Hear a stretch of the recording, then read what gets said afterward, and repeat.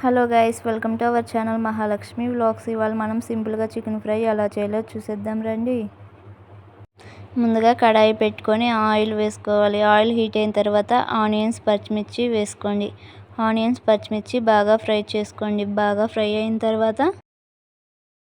తర్వాత ముందుగా ఇంట్లో ప్రిపేర్ చేసుకున్న అల్లం వెల్లుల్లి పేస్ట్ వేసుకొని పచ్చివాసన పోయే వరకు ఫ్రై చేసుకోండి. ఆనియన్స్ ముందుగా కడిగి పెట్టుకున్న చికెన్ కూడా వేసేసుకోండి.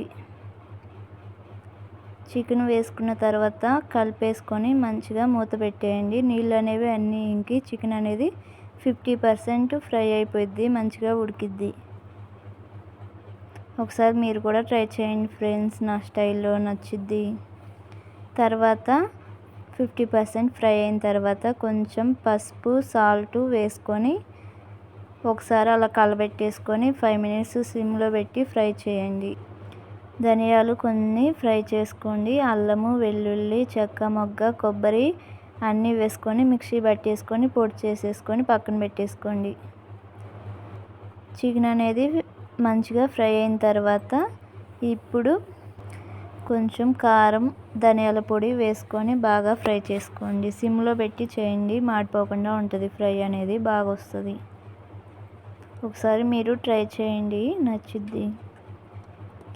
అంతే గైస్, లాస్ట్లో కొన్ని పచ్చిమిర్చి, కరివేపాకు యాడ్ చేయండి. పచ్చిమిర్చి, కరివేపాకు లాస్ట్లో వేస్తేనే టేస్ట్గా ఉంటుంది.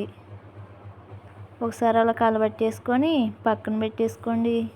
లాస్ట్లో మీ దగ్గర కొత్తిమీర ఉంటే యాడ్ చేసుకోండి, లేదంటే లేదు గైస్. అంతే, చాలా బాగుంటుంది. మీకు నచ్చినట్లయితే ఒకసారి ట్రై చేయండి, కామెంట్ చేయండి ఎలా ఉందో.